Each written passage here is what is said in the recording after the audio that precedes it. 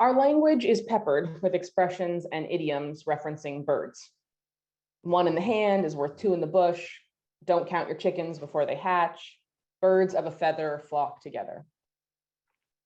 The one I return to over and over is like water off a duck's back. This was and is a refrain imparted to me by my father. He said it so often that it became a sermon I wrote in my 30s. He would look at me and say, you know, Hanny, like water off a duck's back. And it has served me well. And I've adopted it as a kind of mantra for myself, a brisk reminder that sometimes it's about just letting things go, releasing them, letting them roll off your back. So why was this something my dad had to repeat to me over and over as a young person? Because I am a person whose feathers get ruffled. I am a person who feels everything big most of the time. It can feel at times like I am walking around this world as a raw nerve, absolutely heartbroken and angry about the injustices I see and I feel all around me. I can be overcome by people asking for money at the stoplight, at Chinese grandmothers beaten in the streets of San Francisco, at gun violence 5 blocks from my house while I sleep soundly all night. Sometimes it hits me just like a ton of bricks.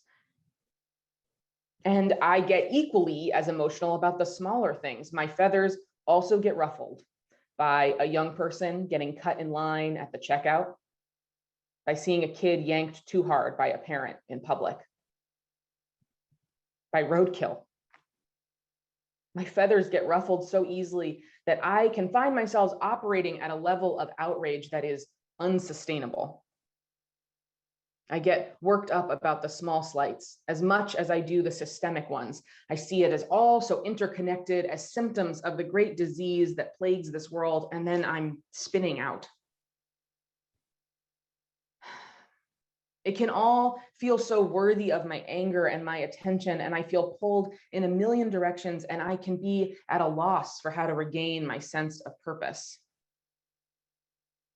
So, the mantra, like water off a duck's back.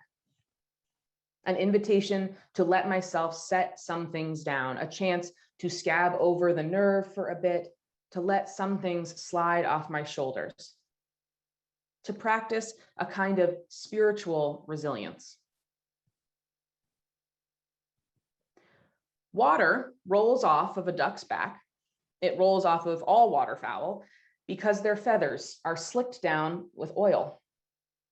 In a process known as preening, birds root around in a gland near their rump, and they distribute with their beaks an oil secreted by their preening gland.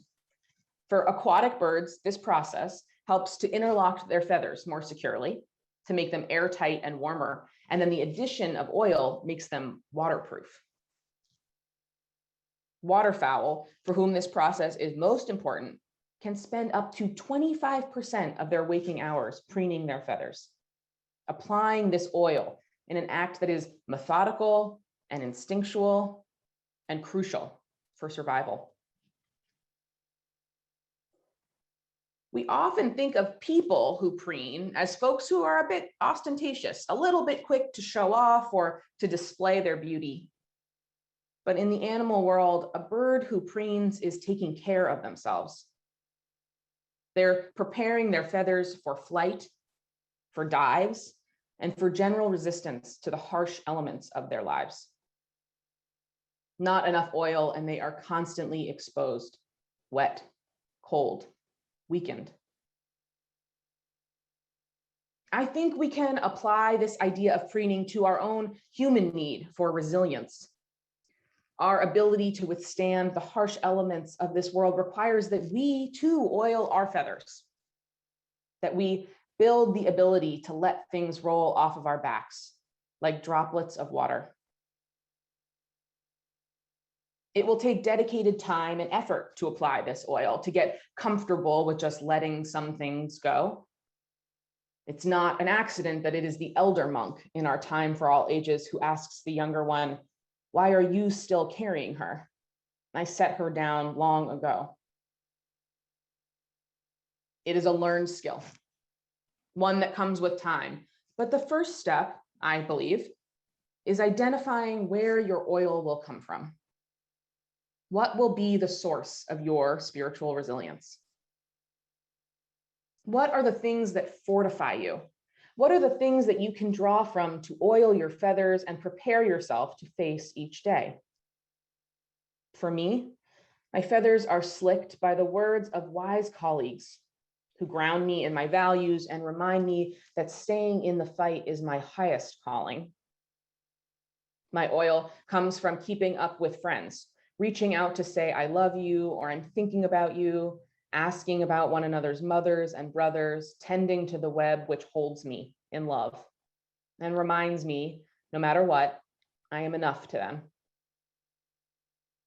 Being in nature, the silent wisdom of things much older than me that have endured over thousands, millions of years, a testament to the strength that courses through each living thing, reconnects me to my own strength, helps to oil my feathers.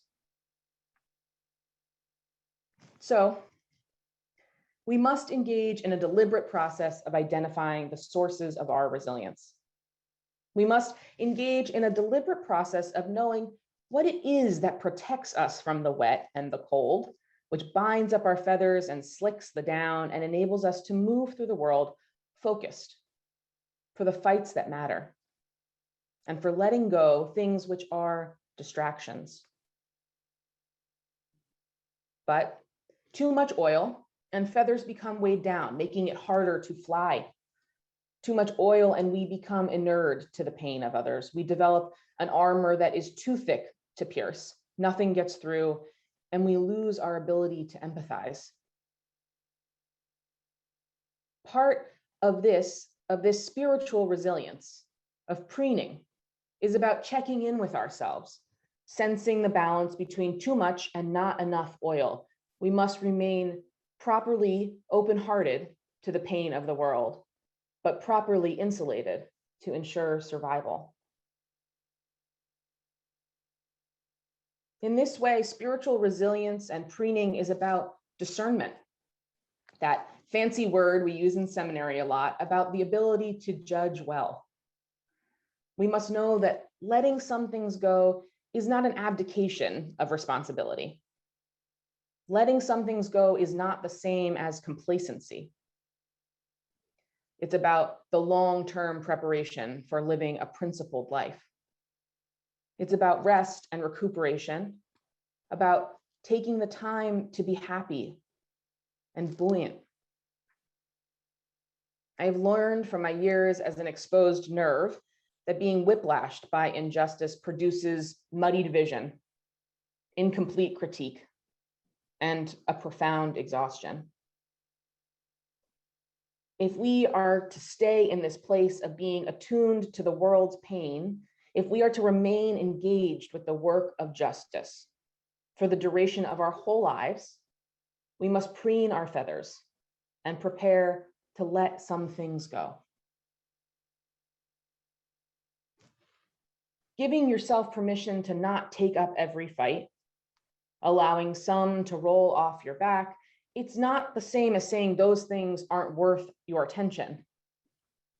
But it is resting and trusting in that there are others taking up the work while you focus on that to which you are called. It's about discerning that which is your highest priority, about judging well that which serves our ultimate goal of a heaven on earth here and now. Reverend Elizabeth Wen writes that Unitarian Universalism asks the hard questions. Questions like, what do we value that we are willing to let go for something we value even more? What do we value that we are willing to let go for something we value even more? And Reverend Sherry Halliday Kwan, who tells me, you don't have to go to every fight you're invited to. When I think about spiritual resilience, about discernment, I think about Grace Lee Boggs, the incredible Chinese American activist out of Detroit, who kept her eyes on the biggest prize of collective, multiracial, worker-based liberation. She was clear that histories of infighting within feminist groups, arguments that pitted Asian American liberation against Black liberation, were short-sighted. She let these criticisms roll off her back and she pushed forward with her work.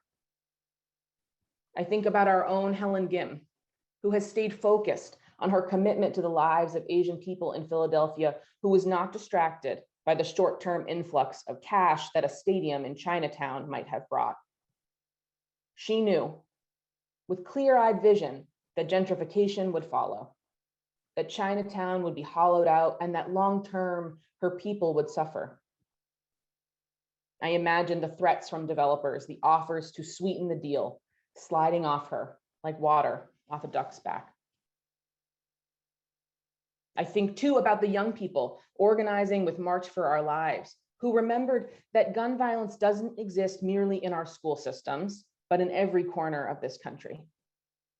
That gun violence that affects Black neighborhoods is just as central to the cause of gun control as gun violence that affects suburban schools and wealthy enclaves. These young activists, instead of trading on the easier to sell narrative about rich victims of school-based violence in otherwise peaceful worlds, the organizers align themselves with the longer-term project of gun control that addresses the real public health threat that guns pose to underfunded Black and brown neighborhoods. These are examples of those who have preened themselves to a watertight sheen, who recognize the discipline required to stay energized and resilient for the long-term project of justice. We must not allow ourselves to succumb to the despair or the resentment or the exhaustion that nips at our heels daily. We must remain open-hearted enough to recognize the suffering of others, but steadfast in our commitments to resting, recuperating, and discerning the fights that are truly about remaking the world. It will take practice, and it will take time. But may we find places from which to draw oil. May we take up preening as a spiritual practice. May we learn the difference between the fights that matter and the fights that don't. May we allow ourselves rest. And may we stay in it for the long haul. Blessed be, and amen. Hi, I'm Reverend Hannah Capaldi. And I'm Reverend Abby Tennis. We are the ministers at the First Unitarian Church of Philadelphia, where our mission is to awaken love and justice in our lives and in the world. We're so grateful that you watched, and we hope that the sermon connected with your soul. We also want to invite you to join us for a live worship service every Sunday at 11 a.m. Eastern Time. You can always find the link to that service on our website at www.philauu.org. In these services, you'll hear words like you've just heard, and you also get a chance to greet one another, pray together, sing together, and we even hold a virtual coffee hour after services to get a chance to greet some new and old friends. If you want to support the mission of this community and you feel moved to give, you can do so by going to the website that Reverend Abby just mentioned. You can find that link below, or you can text 215-709-5095 and follow the prompts to give. If someone in your life needs to hear these words today, we encourage you to share this video. And again, thank you so much for watching. We hope to see you soon.